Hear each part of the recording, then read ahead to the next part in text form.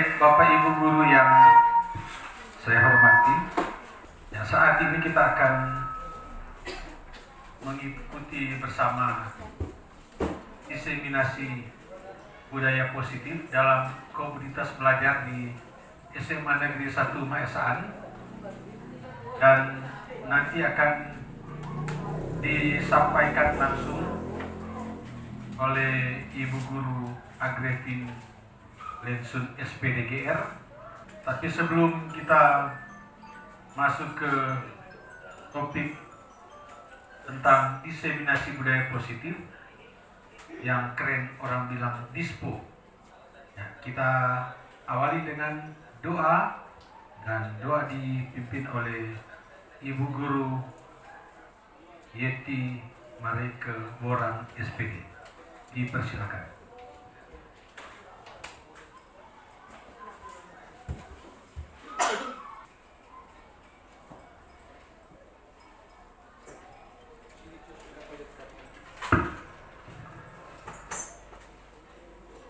Bapak Ibu yang dikasihi dan diberkati oleh Tuhan Yesus Kristus, sebelum kita memulaikan seminar tentang diseminasi budaya positif oleh Ibu Livi, kita akan membukanya dengan doa. Mari berdoa.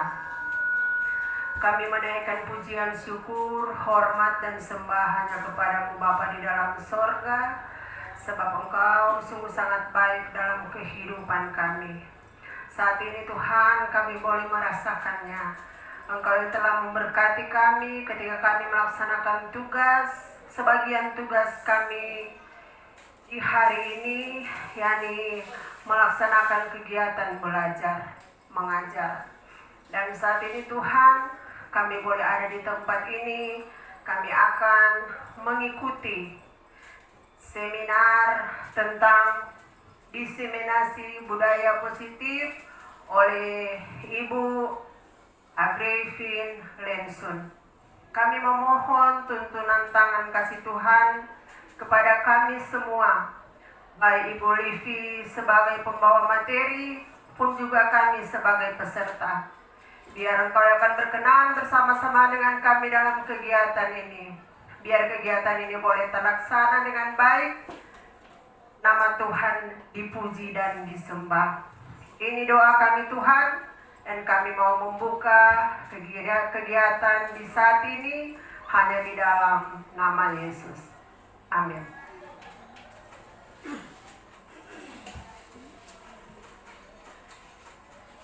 Ya, terima kasih pada Ibu Guru Yeti Borang. Dan kita masuk ke materi yang akan dipandu oleh Ibu Guru Agrevin Lensun SPD GR. Pertama kita serahkan ke Kepala Sekolah untuk membuka kegiatan kita di saat ini.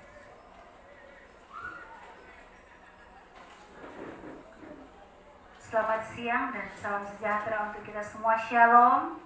Damai di hati, terpuji nama Tuhan.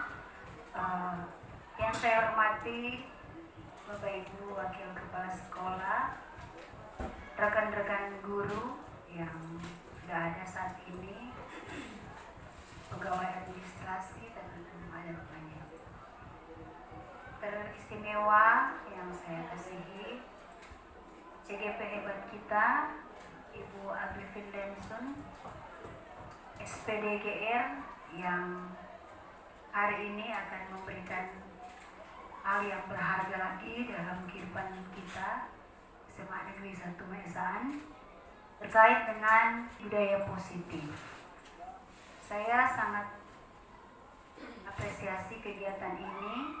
Selain ini adalah bagian dari kegiatan program pendidikan guru penggerak angkatan 11 yang diikuti oleh Ibu Livi, tapi juga ini adalah hal yang sangat penting untuk diketahui dan dilaksanakan di sekolah. Walaupun kita tahu bersama bahwa budaya positif telah orang lakukan, ya toh, orang jabeking. Namun belum secara konsisten dijalankan, bahkan oleh semua guru. Sehingga perlu ya, kita perlu lagi menambah wawasan kita, menambah ilmu pengetahuan kita tentang budaya positif yang seperti apa. Kita bersyukur bahwa hari ini Ibu Livi lewat tugas-tugasnya dalam pendidikan guru penggerak mau berbagi dengan kita tentang bagaimana penerapan budaya positif yang seharusnya di sekolah. Ya, budaya positif orang tahu bersama itu adalah nilai-nilai atau keyakinan atau kebiasaan yang baik atau yang berpihak pada murid, yang nantinya itu akan menjadi karakter-karakter yang dapat melekat pada diri seorang siswa atau murid. Dan karakter-karakter baik itu akan nantinya menjadi ciri khas ya dari siswa, bahkan menjadi ciri khas kita sebagai warga sekolah. Jadi dengan menanamkan budaya positif, maka hal itu menjadi ciri khas bagi seseorang atau bagi kelompok, komunitas, atau bahkan lembaga sekolah kita ini. Ya, karena itu pada kesempatan ini saya mengharapkan agar kita semua ya dapat mengikuti kegiatan ini dengan baik, dan sebentar bila ada yang ingin didiskusikan atau ingin ditanyakan, kita bisa saling sharing atau kita komunikasikan agar kegiatan ini bukan hanya sebagai pemenuhan dari tugas dari Ibu Livi, tetapi memang ini benar-benar boleh berdampak positif bagi penyelenggaraan pendidikan di sekolah kita ini. Jadi itu dari saya. Maka dengan memanjatkan puji dan syukur kepada Tuhan Yang Maha Esa, pada kesempatan ini saya Kepala Sekolah SMA Negeri 1 Maesaan membuka dengan resmi kegiatan diseminasi budaya positif dari komunitas belajar SMA Negeri 1 Maesaan pada hari ini, Selasa 27 Agustus tahun 2024. Terima kasih.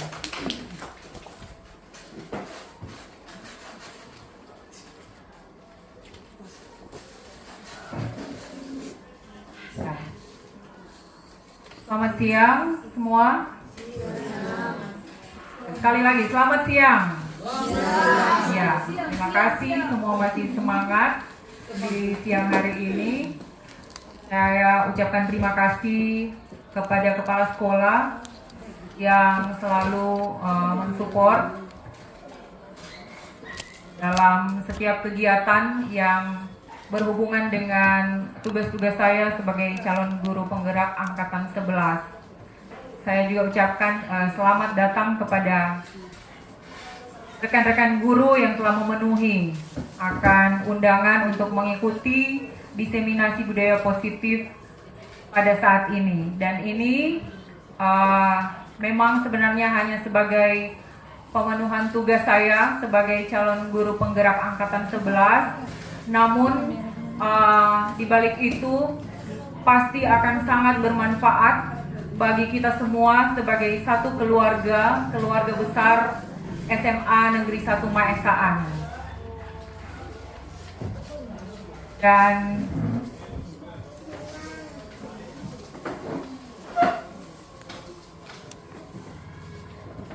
untuk mengawali diseminasi ini, izinkan saya memperkenalkan diri, walaupun sebenarnya orang saling baku kenal, namun tidak mengapa, saya akan memperkenalkan diri pada saat ini. Ketika saya berdiri di depan Bapak Ibu sekalian, saya Agrifin Livisi Lensun, SPD, adalah sebagai calon guru penggerak angkatan 11 Kabupaten Minahasa Selatan, Provinsi Sulawesi Utara. Dan Baik, mungkin pada saat ini ketika di dalam kelas ada murid-murid yang membuat kita kurang senyum atau mood menjadi kurang bagus atau jelek. Nah, pada saat ini mari kita bersama-sama mencoba trik untuk membangkitkan kembali akan aura positif yang ada pada kita saat ini, yaitu dengan memberikan senyuman selama 30 detik. Jadi tidak lama, cuma 30 detik.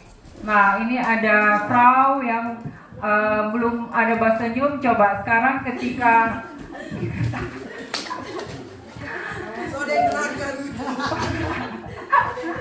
kita akan praktekkan selama 30 detik.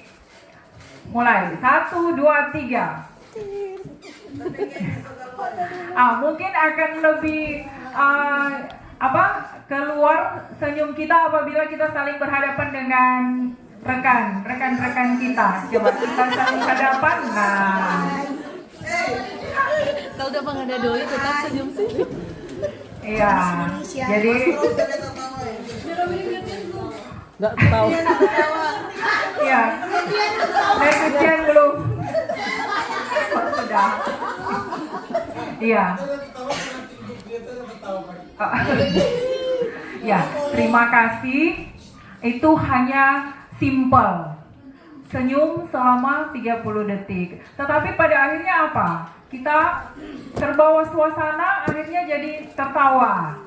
Lama-lama jadi tertawa, dan saya yakin ketika kita senyum dan tertawa, ada aura positif yang keluar dari dalam diri kita masing-masing. Nah, sesuai dengan pembahasan kita pada saat ini, yaitu tentang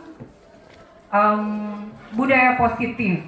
Jadi untuk memulai itu memang kita harus berpikir positif dulu, mengeluarkan aura positif yang ada pada kita. Nah, sebelum kita lanjut di dalam materi, kita akan membuat kesepakatan forum diseminasi saat ini. Jadi di sini saya sudah memberikan contoh, sudah membuka dengan menghargai siapapun. Jadi nanti sementara diseminasi berlangsung, kita akan saling menghargai satu dengan yang lain. Atau mungkin ada lagi dari Bapak Ibu yang ingin ditambahkan?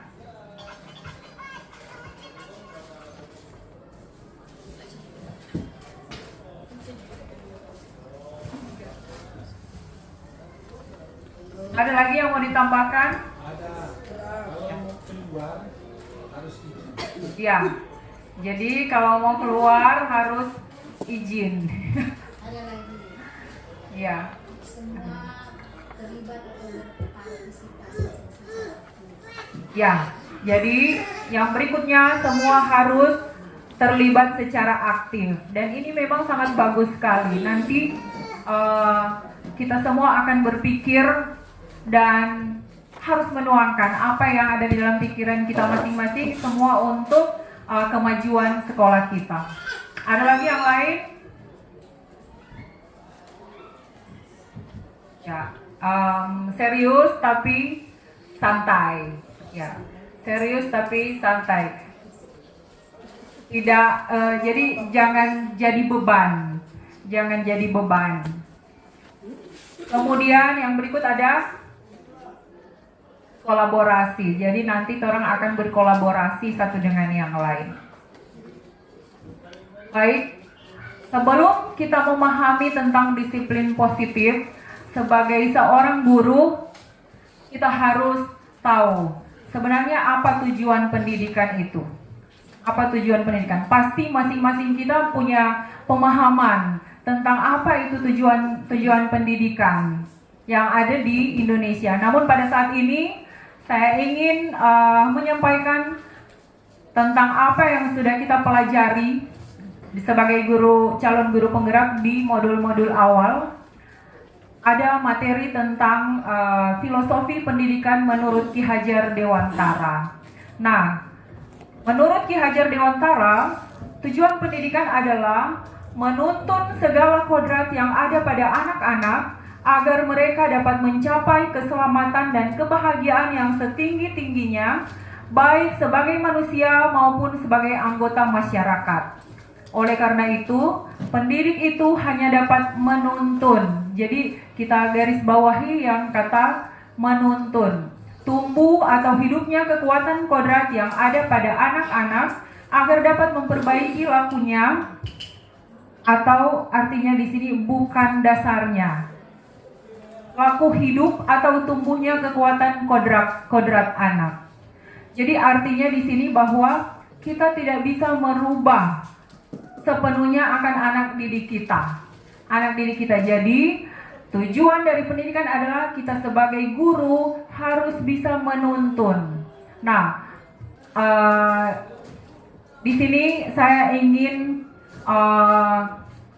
mengetahui apakah ada Bapak Ibu guru yang punya definisi tentang menuntun itu seperti apa?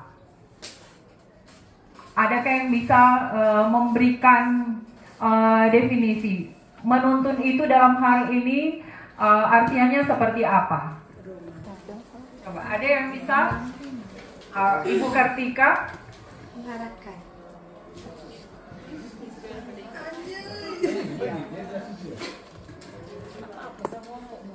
Menuntun seperti mengarahkan. Terima kasih. Iya, luar biasa, betul sekali. Jadi menuntun itu seperti mengarahkan. Ya, mungkin ada lagi yang lain yang bisa memberikan pemahaman ya, Frau Yeti. Kalau menurut saya, menuntun anak itu menghantar anak itu supaya mengerti akan apa yang dipelajari.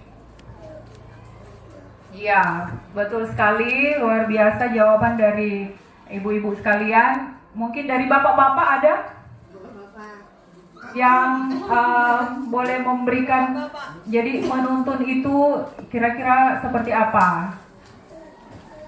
Ya, ini wakil bagian kurikulum. Ya.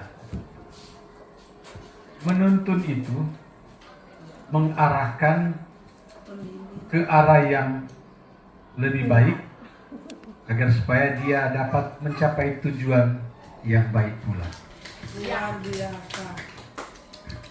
Betul sekali. Jadi semua jawaban yang sudah disampaikan itu betul, sangat betul sekali. Jadi menuntun itu adalah mengarahkan, dan juga menuntun itu membawa anak didik kita ke arah yang lebih baik. Nah, jadi menuntun itu bisa juga orang bilang sebagai membimbing. Ya, jadi bisa juga orang ucapkan katakan itu sebagai membimbing. Artinya di situ berarti tidak ada paksaan. Tidak ada paksaan, tetapi kita mengikuti alurnya. Karena di sini juga disebutkan bahwa kita sebagai guru hanya ditugaskan untuk memperbaiki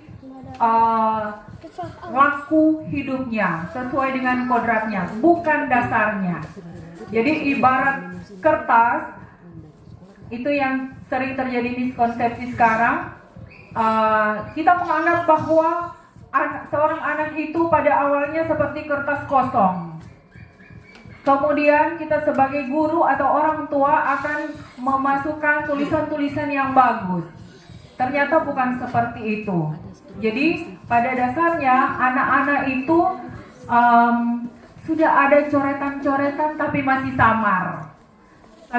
samar. Dan tugas kita sebagai guru adalah membimbing atau mengarahkan, menuntun anak-anak ini supaya garis-garis itu menjadi jelas dan teratur. Kemudian Ki Hajar Dewantara juga mengibaratkan pendidikan sebagai lahan pertanian. Jadi lahan pertanian itu diibaratkan seperti sekolah, dan benih atau padi adalah murid, dan petani adalah pendidik. Apabila seorang petani dia akan menanamkan tanaman padi, jangan mengharapkan dia akan menjadi jagung. Jangan berusaha sekuat tenaga untuk membuat tanaman padi itu menjadi jagung. Jadi tetaplah dia seperti tanaman padi, tetapi kita harus buat agar padi itu bisa berbuah dengan subur. Jadi itu. Nah, untuk mencapai tujuan tersebut maka kita harus menerapkan budaya positif. Kita harus menerapkan budaya positif. Seorang guru yang baik harus memiliki kemampuan dalam mewujudkan budaya positif di sekolah. Budaya positif tersebut dapat dijalankan dengan menerapkan konsep-konsep inti seperti yang ada di slide di sini. Jadi ada 6 konsep yang akan kita pelajari. Saya yakin ketika kita semua bekerja sama menerapkan akan ke-6 konsep inti ini, maka anak-anak didik kita akan menjadi bagus. Yang pertama adalah disiplin positif. Nah, mari kita belajar bersama. Jadi, disiplin positif itu adalah suatu cara penerapan disiplin yang mengajarkan anak bertanggung jawab dan menumbuhkan kesadaran diri berdasarkan nilai-nilai kebajikan. Nah, jadi ini disiplin positif. Orang akan membuat agar anak itu bertanggung jawab dengan, misalnya dia membuat suatu kesalahan. Nah, orang akan buat agar dia mampu bertanggung jawab. Namun dengan cara-cara yang memberikan disiplin atau sanksi atau konsekuensi yang positif. Disiplin positif lebih ke arah disiplin diri yang dapat mengontrol diri dalam melakukan segala tindakan. Disiplin diri dapat membuat murid memahami dan menyadari berdasarkan motivasi internal, bukan akibat paksaan, pujian, ataupun hukuman. Nah, jadi ini sangat bagus sekali, sebenarnya sangat bagus sekali apabila kita semua menerapkan disiplin positif di sekolah kita. Jadi ketika kita melaksanakan disiplin positif, maka kita sebagai guru harus membuat agar anak tersebut, anak yang melakukan kesalahan itu menyadari akan kesalahan yang dibuat, tetapi dari dalam dirinya sendiri, dari dalam diri sendiri. Contoh, apabila anak melakukan kesalahan, kemudian kita bujuk, esok Nana tidak usah terlambat, Encik kasih akan 10.000, mar datang pagi, nggak usah datang telat.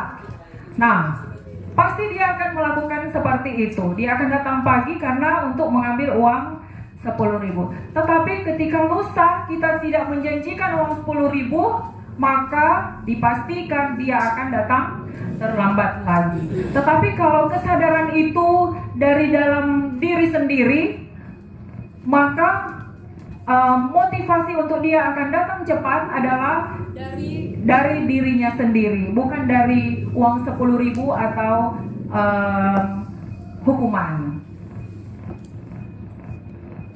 Nah, tujuan kita juga di dalam pendidikan adalah membuat agar anak didik kita memiliki 6 karakter dalam profil pelajar Pancasila. Nah, Bapak Ibu sekalian, tujuan ini pasti tidak akan terwujud kalau kita tidak menerapkan disiplin positif.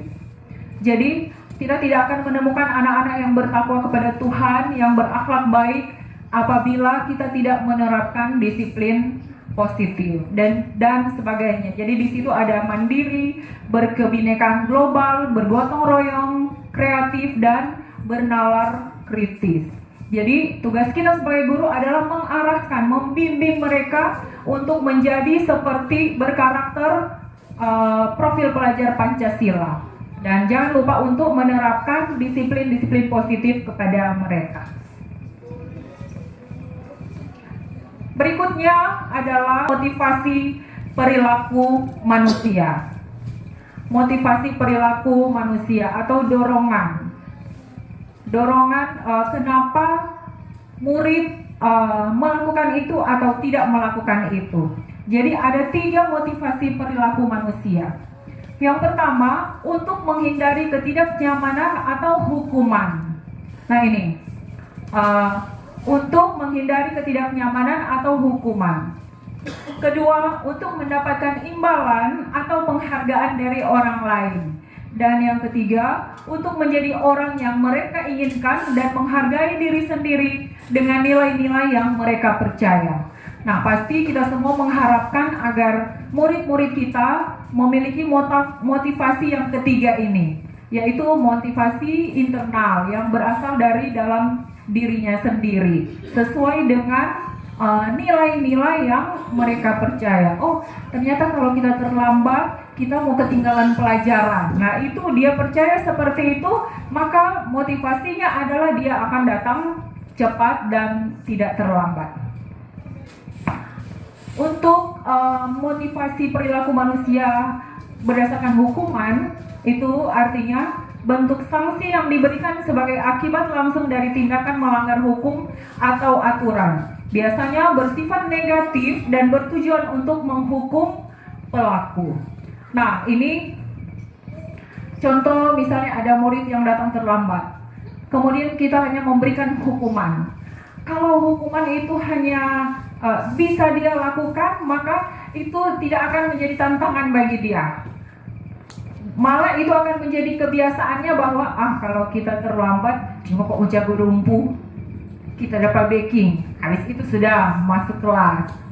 Padahal dia tidak sadari bahwa ketika dia terlambat ada 2, 3, 4 jam pertama dia tidak ikut. Tetapi dia tidak menyadari itu. Kita sebagai guru harus mengganti pemikiran murid tersebut untuk dia akan berpikir, oh kalau kita datang terlambat ternyata kita ada banyak hal yang tertinggal. Jadi motivasinya dari dalam dirinya sendiri. Bukan, jadi dia motivasi itu bukan karena hukuman. Sebaliknya juga, oh kita mesti datang cepat karena takut mau dapat hukuman. Nah, itu juga motivasi yang salah. Motivasi yang salah karena dia tidak akan berkembang dan tidak akan menyadari bahwa dia mempunyai kemampuan dari dalam dirinya sendiri. Dan yang kedua adalah konsekuensi. Akibat dari tindakan yang dilakukan, tujuannya untuk membantu murid memahami dampak dari tindakannya. Nah, kalau ini konsekuensi, dia menyadari, oh karena kita ada baking ini, jadi kita harus baking ini. Jadi di konsekuensi begini. Nah, kemudian restitusi. Restitusi adalah proses menciptakan kondisi bagi murid untuk memperbaiki kesalahan mereka sehingga mereka bisa kembali pada kelompok mereka dengan karakter yang kuat.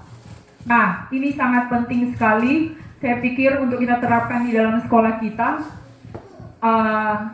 tentang restitusi ini. Jadi kita akan membuat anak didik kita itu menyadari akan kesalahannya, dan ketika dia kembali ke kelas bersama-sama dengan teman-temannya, maka dia akan membawa dampak positif kepada mereka.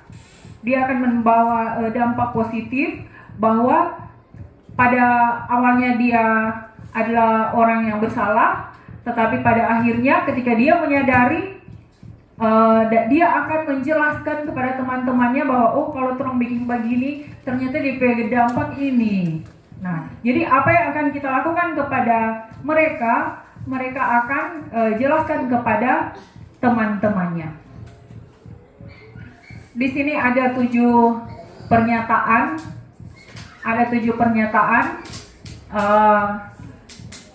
Saya minta Bapak Ibu guru sekalian untuk menyediakan pulpen dan kertas, dan kita akan menentukan apakah pertanyaan-pertanyaan ini disebut hukuman atau konsekuensi.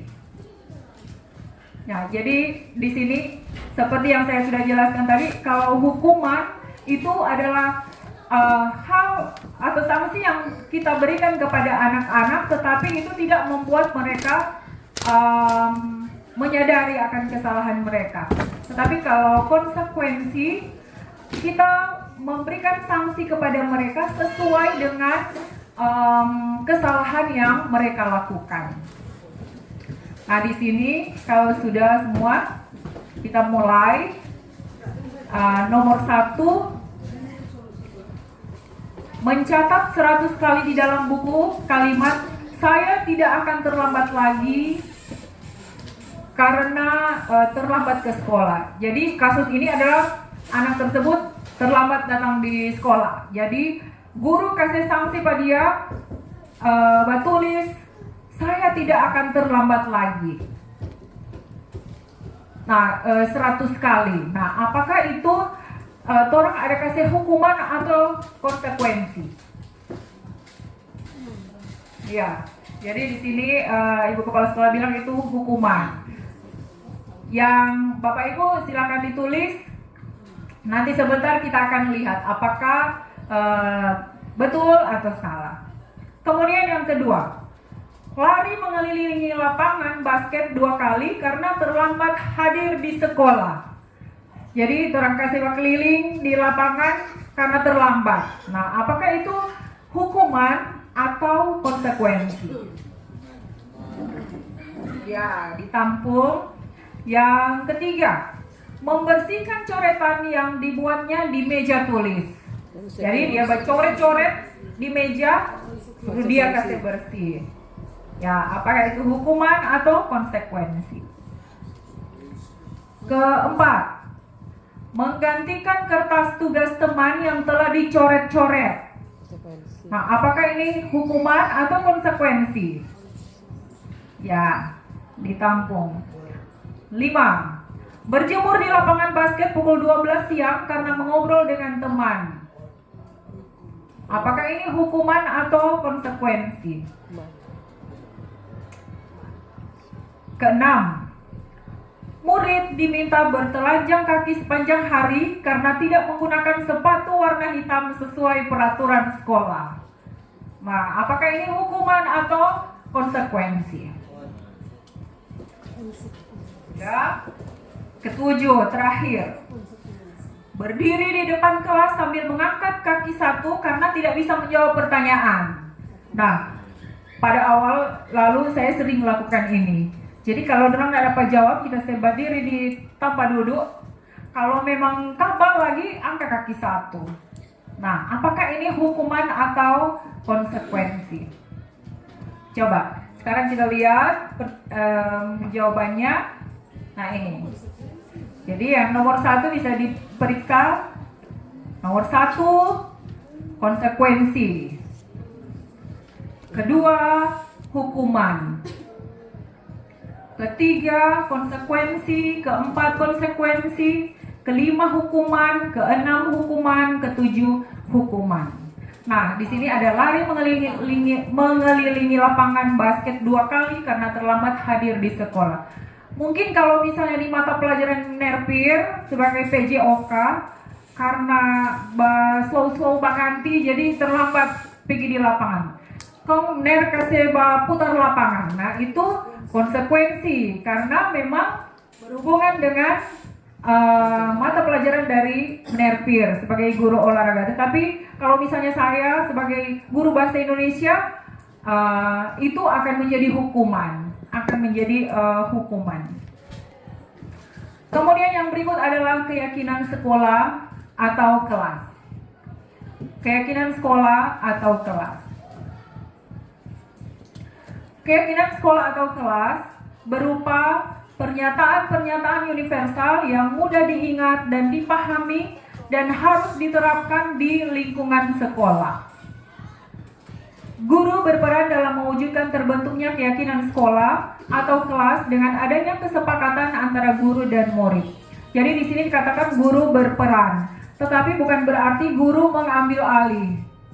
Jadi di sini guru tidak mengambil alih atau yang dominan di situ, tetapi guru hanya berperan untuk mewujudkan terbentuknya keyakinan kelas atau sekolah sesuai dengan kesepakatan bersama.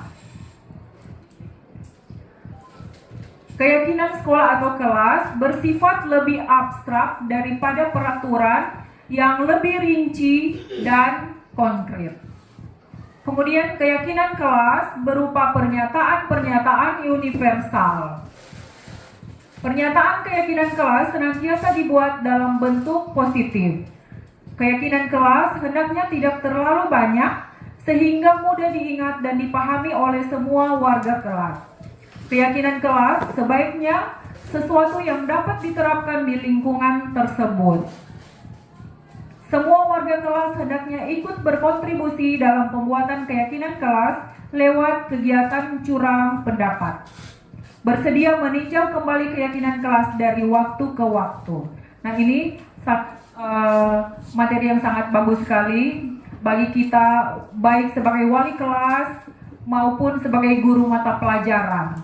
Jadi untuk membangkitkan akan rasa tanggung jawab atau rasa dari murid-murid kita bahwa mereka memiliki nilai-nilai kebajikan yang ada di dalam diri mereka, maka kita membuat keyakinan kelas atau bisa juga keyakinan sekolah.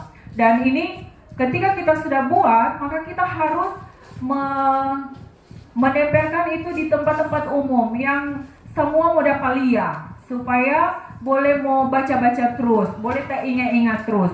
Dan di sini keyakinan sekolah itu bukan dari guru saja. Jadi bukan guru yang menentukan itu, tetapi hasil kesepakatan dari guru dan murid. Kemudian tadi juga disebutkan bahwa membuat keyakinan kelas itu adalah yang bisa diterapkan di sekolah, yang bisa diterapkan di kelas atau di sekolah. Jangan orang mau bikin tuh keyakinan kelas tapi itu nggak bisa diterapkan di sekolah. Nah, misalnya dalam pembelajaran harus menggunakan komputer misalnya. Nah, itu kan tidak bisa diterapkan di sekolah walaupun sebenarnya bagus. Karena di zaman sekarang sudah zaman digital, jadi akan bagus apabila kita belajar menggunakan komputer, tetapi itu belum bisa kita terapkan di kelas kita. Jadi kita sesuaikan dengan kelas kita. Di sini ada contoh-contoh bagaimana kita merumuskan keyakinan kelas. Nah, keyakinan kelas itu harus bersifat positif, jadi bukan yang negatif. Itu tujuannya untuk apa? Agar kita warga sekolah terbiasa berpikir yang positif, Nah, di sini saya sudah memberikan contoh dan kita akan mencoba untuk membuat yang lain. Kalimat negatifnya, jangan tidur di kelas. Itu tidak salah, tetapi adalah lebih baik apabila kata-kata itu dalam bentuk positif. Nah, jadi kalimat positifnya adalah fokus belajar. Jadi tolong jangan gunakan kata jangan tidur di kelas, tetapi kita gunakan fokus belajar. Nah, nilai kebajikan apa yang ada di situ? Nilai kebajikannya adalah murid-murid tersebut akan menjadi orang-orang yang bertanggung jawab. Mereka akan bertanggung jawab bahwa tidak akan tidur di kelas, tetapi sebaliknya mereka akan fokus dalam belajar. Kemudian ada juga jangan makan di kelas. Nah, masih ada kata jangan, itu masih terkesan negatif. Jangan makan di kelas. Nah, kita ubah akan kesepakatan itu menjadi lebih positif. Kalimatnya diubah menjadi kalimat positif. Bisa kita buat makanlah saat jam istirahat di kantin. Nah, jadi makanlah beda. Tujuannya sama, tetapi kata-katanya masih lebih enak didengar yang mana? Yang positif, ya. Yang positif. Nah, di situ anak-anak akan mengetahui bahwa mereka sudah memiliki nilai kebajikan, yaitu apa? Mandiri dan disiplin. Nah, kita bisa juga menambahkan yang lain, atau ada yang bisa memberikan contoh sesuai dengan yang kita buat di kelas, kesepakatan kita. Mungkin masih ada yang kalimat negatif, kita bisa ubah menjadi kalimat positif. Apakah ada di antara Bapak Ibu yang boleh memberikan contoh dari kata-kata yang negatif diubah menjadi positif? Nen Andre? Mungkin kalau jangan bermain HP di saat jam pelajaran. Iya. Mungkin bisa diganti. Jangan bermain HP di saat jam pelajaran. Bisa diganti menjadi apa?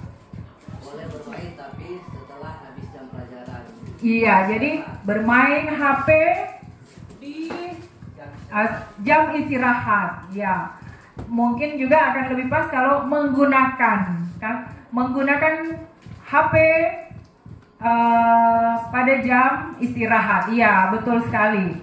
Mungkin ada yang lain yang aturan-aturan atau kesepakatan masih kalimat negatif, kita ubah menjadi kalimat positif, dan kita bisa gunakan sama-sama itu. Kita bisa gunakan sama-sama, baik kita sebagai wali kelas maupun sebagai guru mata pelajaran, supaya semua jadi satu arah. Jangan yang lain boleh, yang lain tidak boleh. Nah, apalagi misalnya jangan biarkan, ini untuk murid laki-laki, kemeja Anda di luar misalnya. Nah, kita ganti kata-kata tersebut bisa menjadi apa? Kalau kita akan buat menjadi kalimat yang positif, banyak kali kan kita menemukan orang anak-anak kemeja di luar. Nah, kita ubah menjadi kalimat positif, kira-kira kalimatnya seperti apa?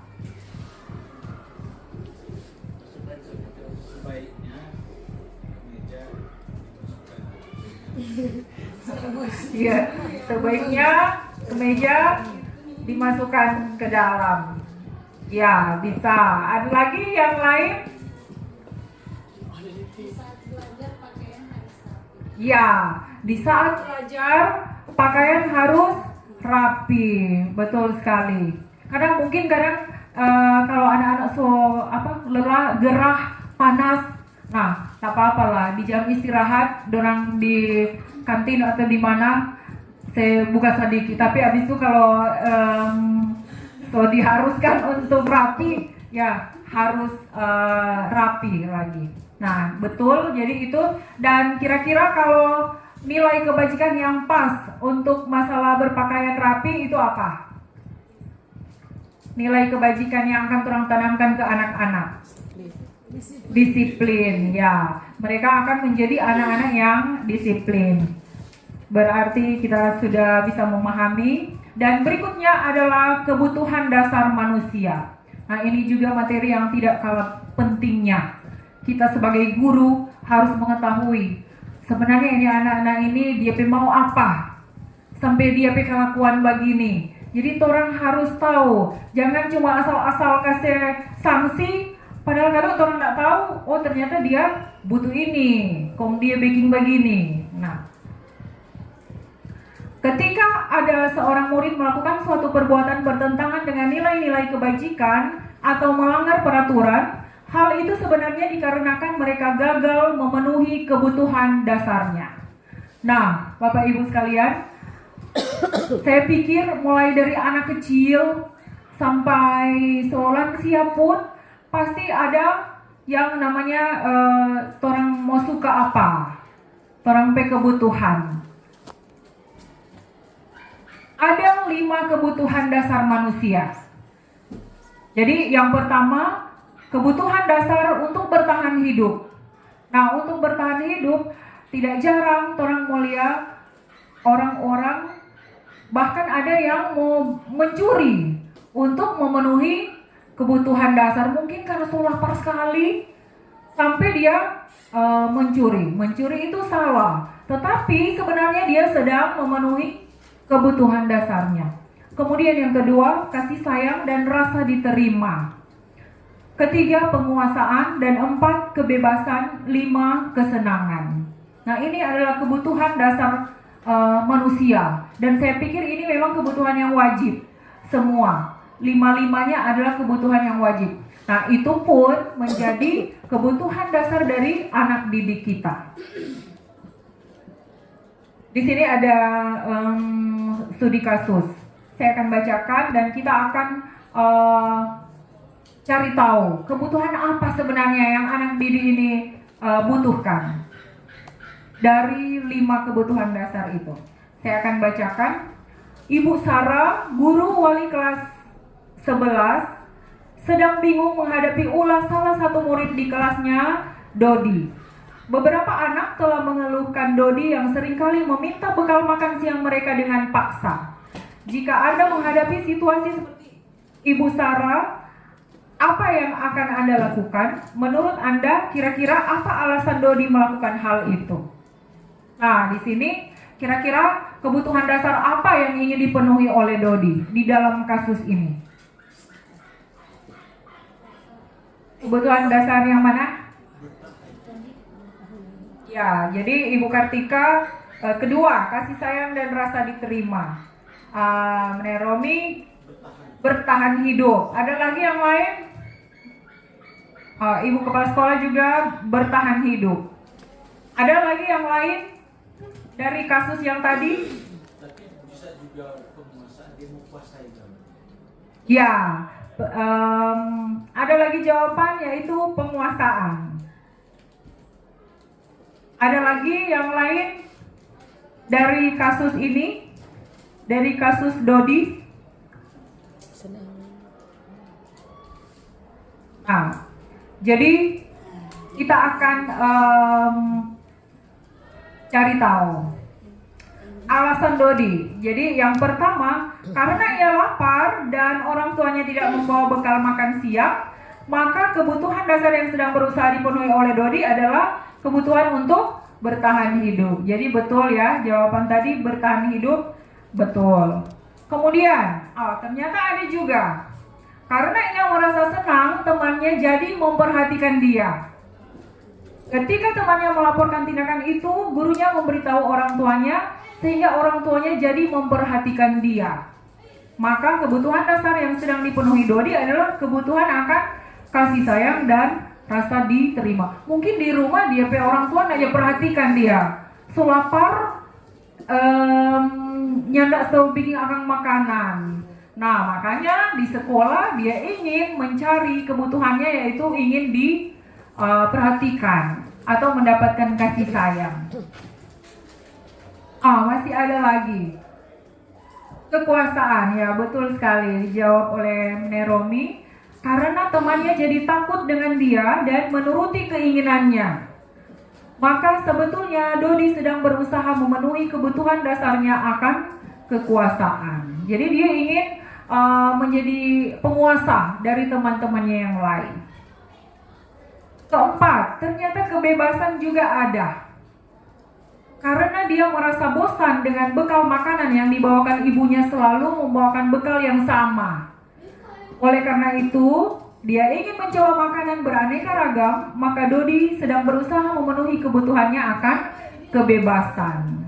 Nah, jadi ternyata kebutuhan kebebasan juga ada. Kesenangan juga ada, berarti kelima-limanya ada di dalam kasus itu. Nah, karena ia melakukannya dengan iseng saja dan ia menikmati ekspresi wajah teman-temannya yang kesal karena diambil makanannya. Nah, menurut Dodi katanya ekspresi teman-temannya itu lucu. Pada saat dorang marah Pak Dodi, dia jadi senang karena jadi lucu, dapat lihat lucu. Nah, berarti kelima kebutuhan sangat dibutuhkan oleh Dodi dalam kasus itu. Kemudian yang berikutnya adalah posisi kontrol restitusi. Posisi kontrol restitusi. Ada 5 posisi kontrol restitusi. Nah, ini yang jadi bagian kita sebagai guru, sebagai bapak ibu guru. Nah, pertama, guru sebagai penghukum. Nah, apakah ada di antara kalian yang masih memiliki posisi seperti ini? Saya termasuk. Jadi, guru sebagai penghukum. Nah, mudah-mudahan setelah diseminasi ini kita memiliki pola pikir atau paradigma yang baru dan kita boleh terapkan ke anak didik kita. Walaupun mungkin awalnya akan terasa susah, tetapi ketika sama seperti dikatakan oleh Ibu Kepala Sekolah tadi, ketika kita sudah konsisten maka akan terasa gampang. Kedua, guru sebagai pembuat rasa bersalah. Nah, guru sebagai pembuat rasa bersalah. Biasanya ini guru-guru yang melo, yang tidak terlalu marah bikin tuh anak jadi rasa bersalah. Nah, bukan pasti. Apakah ada di antara tuh orang atau nyanda? Kemudian guru sebagai teman. Nah, banyak di sini. Guru sebagai teman. Kemudian guru sebagai pemantau. Dan terakhir guru sebagai manajer. Kita pelajari satu persatu. Pertama, guru sebagai penghukum. Seorang penghukum bisa menggunakan hukuman fisik maupun verbal.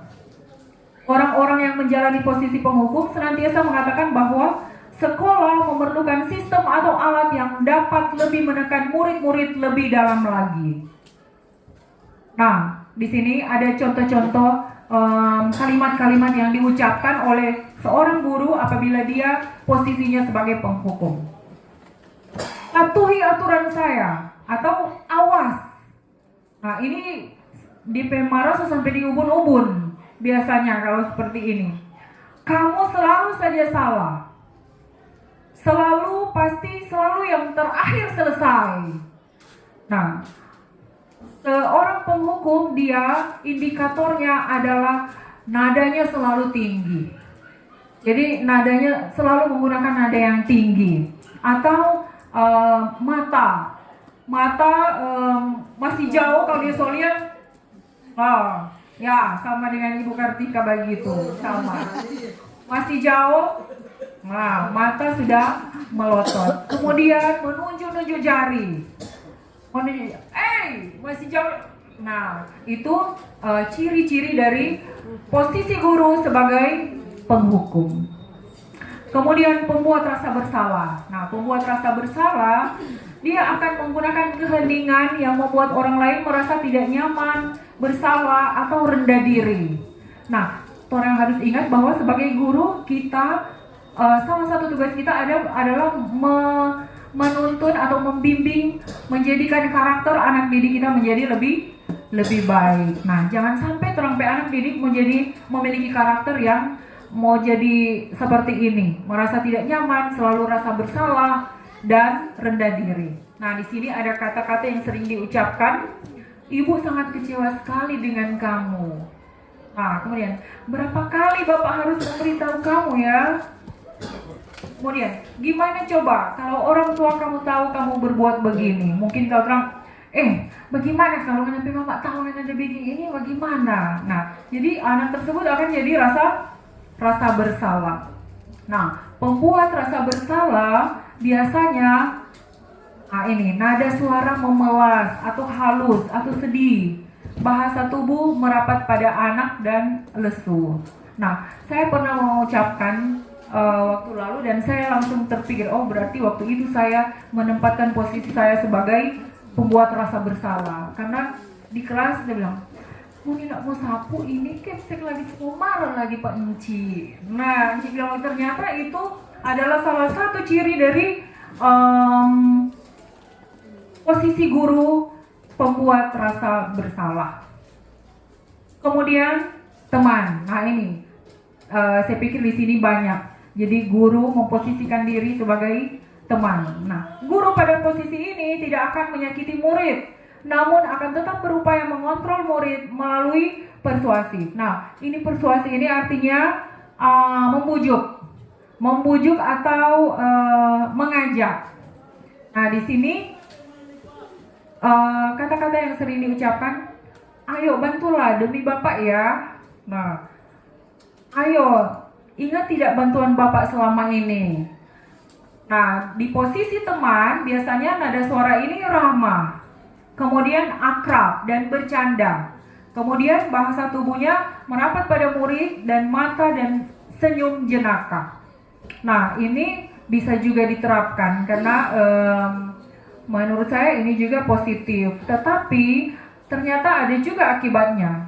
Jadi anak-anak akan merasa mereka sama dengan guru, akan menempatkan posisi mereka sama dengan guru. Jadi mungkin ya pintar-pintar kita sebagai guru di saat-saat mana kita menerapkan posisi ini. Kemudian sebagai pemantau. Posisi pemantau berdasarkan pada peraturan-peraturan dan konsekuensi. Nah, ini biasanya guru dengan posisi ini dia selalu berpatokan pada aturan.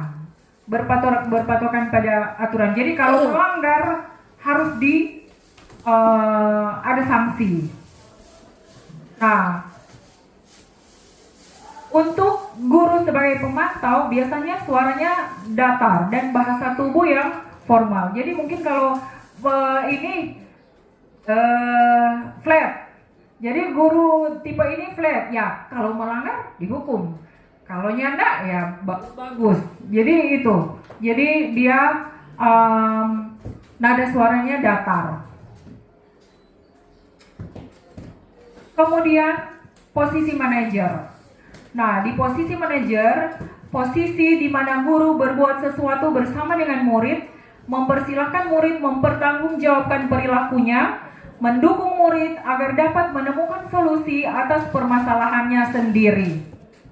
Nah, jadi ini kita lebih ke manajer. Bagaimana manajer dia mengatasi bawahannya kalau misalnya di perusahaan-perusahaan. Nah, guru menjadi memposisikan dirinya sebagai manajer. Bagaimana dia akan mengendalikan atau membuat murid-murid itu bertanggung jawab dengan kesalahan yang dia buat, dan bukan hanya bertanggung jawab tetapi dia belajar dari kesalahan tersebut, dan juga membantu murid-murid untuk bersama-sama mereka menemukan solusi.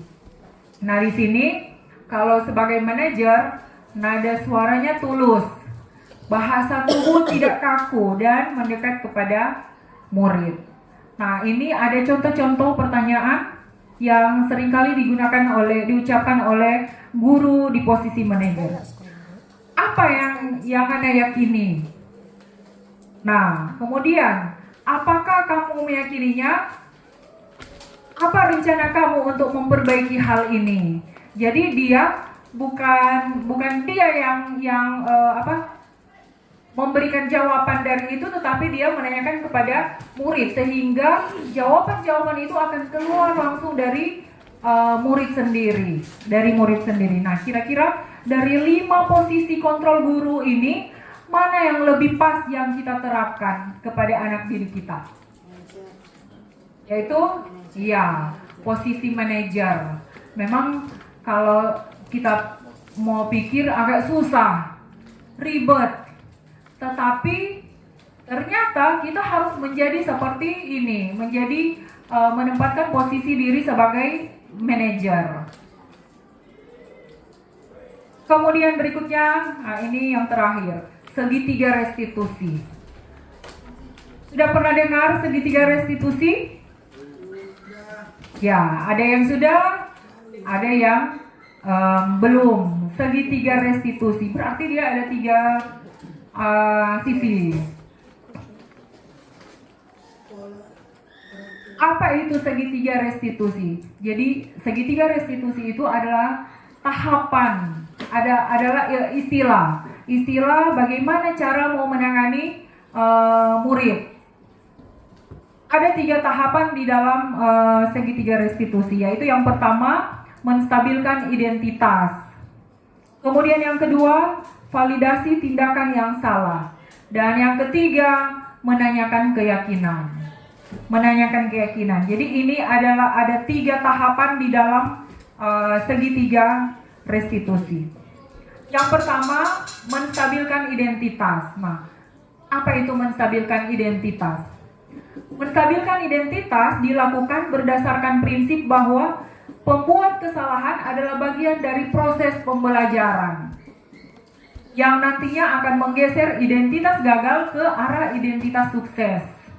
Jadi ketika anak berbuat salah, orang nyanda lebih sika bawa apa dia, tetapi orang akan buat agar dia itu sebenarnya dia bisa sukses.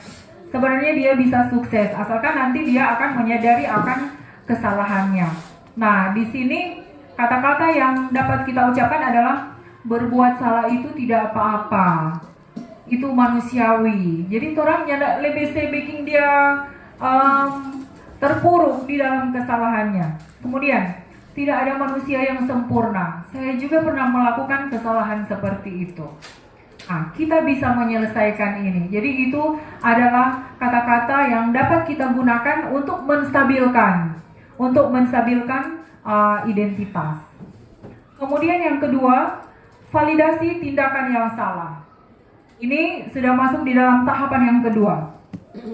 Validasi tindakan yang salah dilakukan berdasarkan prinsip bahwa setiap perilaku berupaya memenuhi suatu kebutuhan tertentu sehingga guru atau orang tua akan menggeser dari pemikiran stimulus respon menjadi proaktif, serta akan lebih mengenali dan mengakui kebutuhan anak.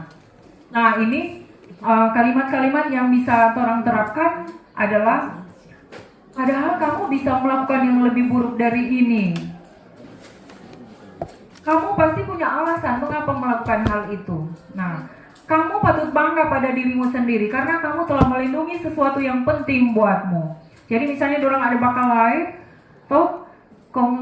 orang mau pakai restitusi atau baku marah, ada baku marah, orang mau pakai restitusi, di menstabilkan tindakan yang salah ini, artinya bisa orang gunakan, ngana ada baku marah yang dia Kang, enggak apa-apa.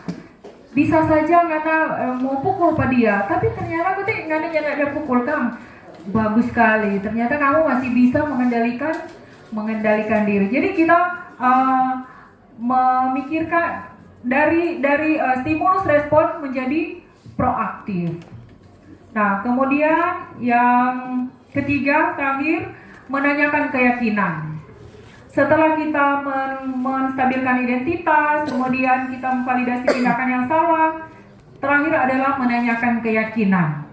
Nah, menanyakan keyakinan dilakukan dengan memberi pertanyaan-pertanyaan bermakna kepada anak untuk memunculkan motivasi secara intrinsik sehingga mampu mengaitkan keyakinannya dengan tindakan yang salah.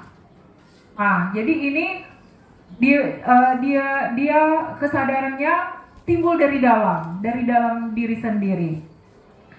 Nah, di sini bisa kita gunakan pertanyaan-pertanyaan, apa yang kita percaya sebagai kelas atau keluarga, apa nilai-nilai umum yang kita telah sepakati, apa bayangan kita tentang kelas yang ideal, atau kamu mau jadi orang yang seperti apa. Nah, ini lebih ke nilai-nilai kebajikan.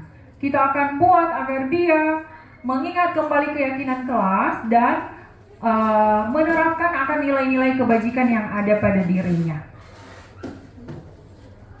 Nah, di sini ada contoh.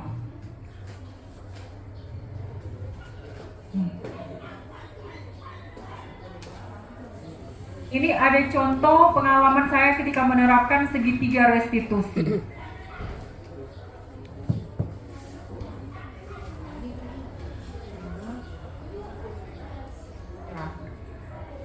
Volumenya terkendala di volume. Jadi pertama, jadi di sini kasusnya adalah Brenda, dia sangat marah kepada Vena dan akhirnya dia menarik akan baju dari Vena. Itu karena apa? Ternyata ketika pembelajaran, ketika di dalam kelas, Vena mengolok dia menggunakan nama orang tuanya. Nah, itu membuat Brenda marah. Akhirnya dia emosinya tidak terkendali dan dia menggunakan kata-kata kasar dan menarik akan baju dari Vena. Dan untuk contoh-contoh ini nanti untuk lebih jelasnya saya akan kirim di grup untuk kita lihat bersama. Dan juga di situ ada ya. Nanti ada juga ketika saya menerapkan akan segitiga restitusi itu, dan saya sangat terkesan dengan tanggapan dari murid tersebut, dan dia merasa senang. Jadi di sini dia mengatakan bahwa dia merasa senang dengan segitiga restitusi yang sudah diterapkan, dan akhirnya dia meminta maaf kepada Vena dan berjanji untuk dapat mengendalikan emosinya. Dan ada juga kasus yang kedua. Nah, ini murid kita Syarul, dia datang terlambat dan sudah beberapa kali tidak ikut apel. Dan ketika ditanyakan, ternyata alasannya adalah dia sering tidur malam, begadang main handphone, dan akhirnya ketika pagi susah untuk bangun, telat datang di sekolah. Dan setelah saya menerapkan segitiga restitusi kepadanya, dan pada akhirnya juga dia menyadari bahwa ketika dia sering datang terlambat, ternyata dia juga akan kehilangan mata pelajaran di jam-jam pertama. Dan nanti ini juga akan saya kirimkan di grup sekolah. Dan tanggapan dari Syarul juga, saya sangat terkesan karena dia mengatakan bahwa dia sangat senang karena saya sebagai guru telah membantu dia, dan juga sebagai wali kelas telah membantu dia untuk menemukan solusi bahwa ternyata dia akan tidur cepat dan mengurangi untuk bermain game di malam hari. Dan pada akhirnya dia menyadari akan hal itu dan juga meyakini akan keyakinan kelas yang sudah disepakati. Nah, untuk materi kita sampai di sini. Jika ada pertanyaan atau tanggapan dari Bapak Ibu sekalian, saya persilakan. Adakah yang mau bertanya?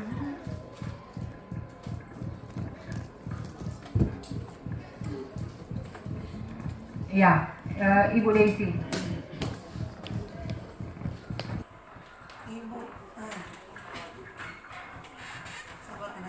Ya, terima kasih atas kesempatan yang diberikan terkait dengan materi disiplin positif yang telah dipaparkan tadi. Yang akan saya tanyakan adalah apa perbedaan antara peraturan dan juga keyakinan kelas. Jadi, apa perbedaan antara peraturan dan keyakinan kelas? Terima kasih.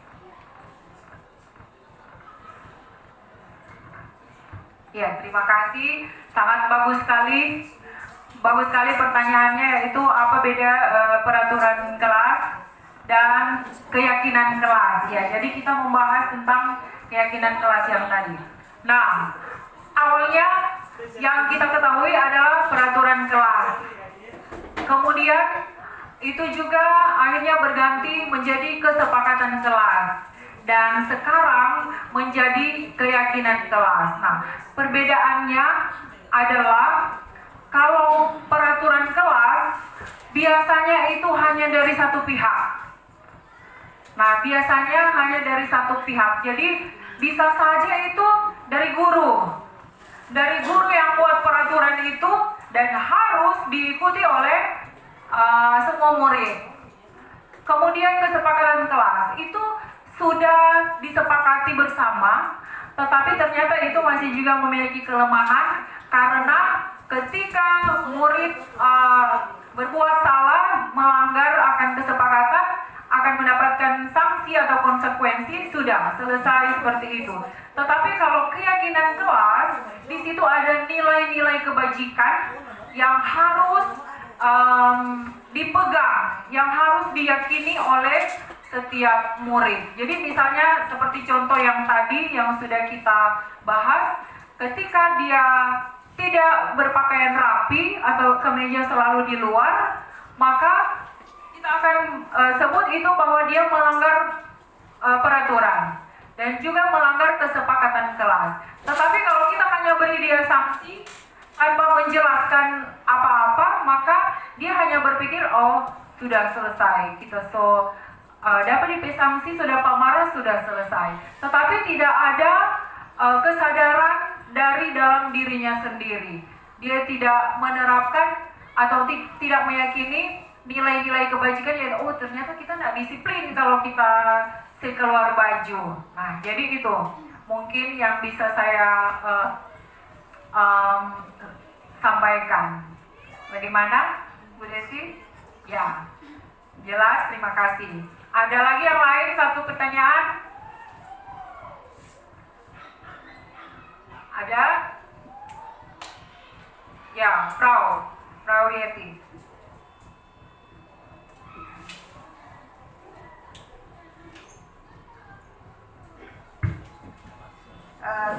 Saya tertarik dengan materi segitiga restitusi.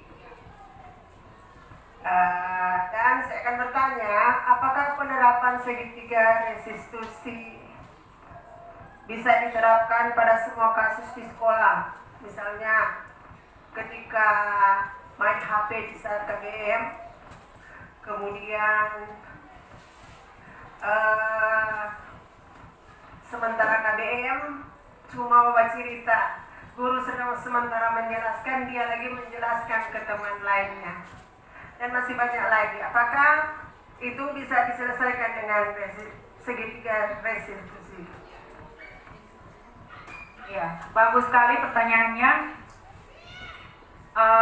Apakah penerapan segitiga restitusi itu bisa dilakukan di semua kasus di sekolah? Nah, kalau untuk contoh-contoh yang tadi, misalnya main HP di kelas sementara pembelajaran, atau cuma bawa cerita di saat yang lain kerja kelompok atau guru menjelaskan. Nah, kalau saya bisa menjawab, mungkin kalau yang dua itu bisa kita gunakan segitiga restitusi. Bisa, karena kita akan munculkan nilai-nilai kebajikan. Kalau main HP di saat belajar dan juga cuma bawa cerita di dalam belajar, berarti itu nilai kebajikan apa yang harus kita ingatkan kepada anak didik kita? Disiplin, ya betul sekali. Nilai kebajikan disiplin. Nah, itu masih bisa kita terapkan, selesaikan dengan penerapan segitiga restitusi. Tetapi kalau sesuai dengan pertanyaan, apakah bisa diterapkan di semua kasus? Ada kasus-kasus yang tidak bisa diselesaikan dengan segitiga restitusi, dan itu sering juga jadi di sekolah. Misalnya narkoba. Nah, itu kita harus ada mungkin ada orang-orang khusus yang akan menangani itu. Jadi itu kalau hanya gunakan segitiga restitusi tidak akan cukup. Tidak akan cukup, karena itu mungkin dia bisa menyadari, mungkin dia bisa tahu ada nilai-nilai yang dilanggar, tetapi ketergantungannya itu kita tidak bisa atasi. Dari sekolah tidak bisa atasi, ataupun kasus-kasus yang berhubungan dengan kasus-kasus berat yang kita membutuhkan, misalnya kepolisian. Nah, itu tidak cukup kalau kita hanya gunakan segitiga restitusi. Jadi memang ada kasus-kasus tertentu yang memang mungkin berat sekali. Nah, itu tidak akan cukup apabila kita hanya menggunakan segitiga restitusi. Nah, sampai sini boleh ya. Terima kasih, Frau. Dan saya pikir kita semua sudah belajar tentang tentang budaya positif pada saat ini, dan diharapkan setelah kita belajar tentang budaya positif ini, ada beberapa konsep inti yang sudah kita pelajari bersama. Semoga kita semua guru-guru di SMA Negeri 1 Mayasaan secara bertahap, pelan-pelan kita menerapkan ini, dan akan tidak efektif apabila hanya 1-2 orang guru.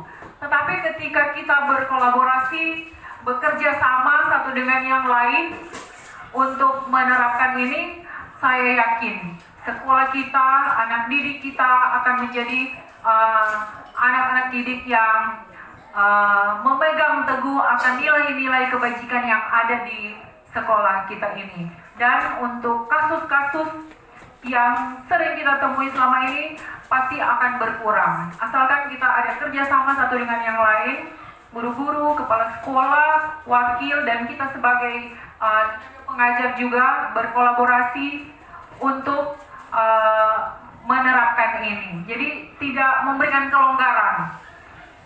Guru yang satu tidak peduli, guru yang lain susah payah mau terapkan ini, tapi yang lain masa bodoh.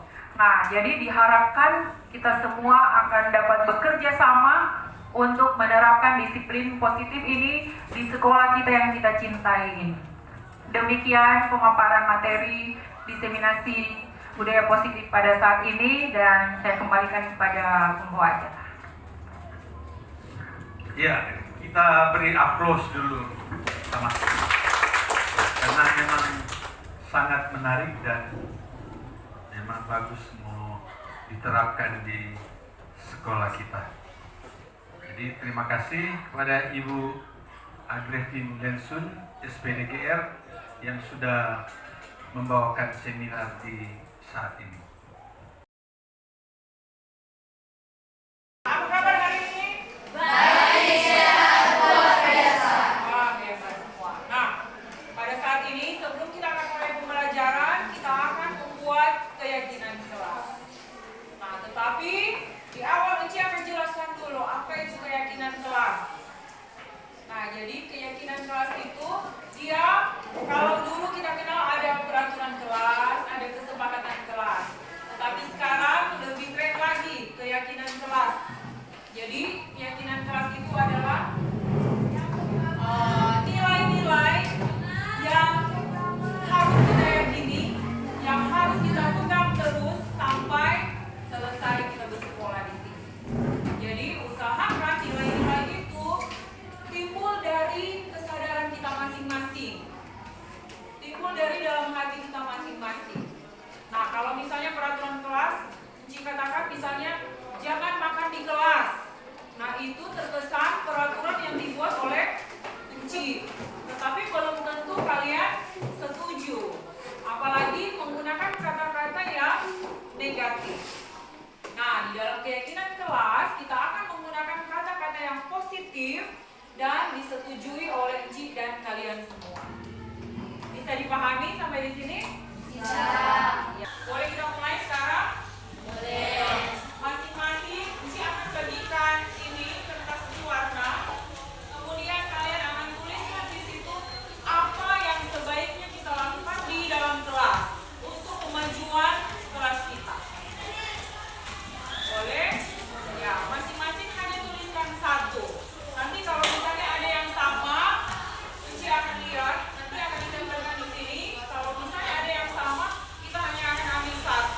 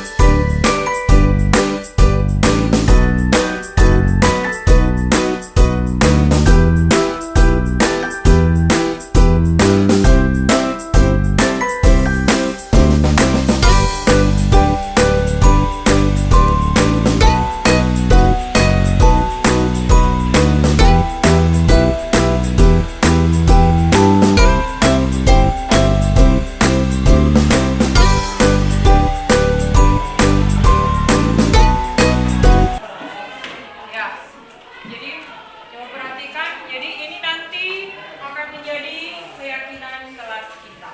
Nah, diharap kita akan menjaga akan keyakinan kelas kita ini agar tidak ada yang melanggar. Boleh? Boleh. Ya. Demikian, nanti kita akan lanjutkan dengan pembelajaran.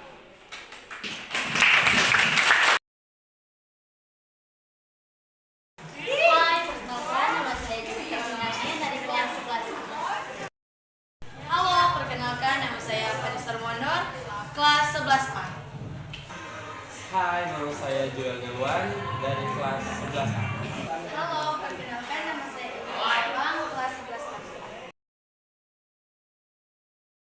Perasaan saya ketika saya membuat keyakinan kelas, saya sangat senang dan bersemangat. Perasaan saya ketika membuat keyakinan kelas tentunya saya merasa senang sekali. Perasaan saya sangat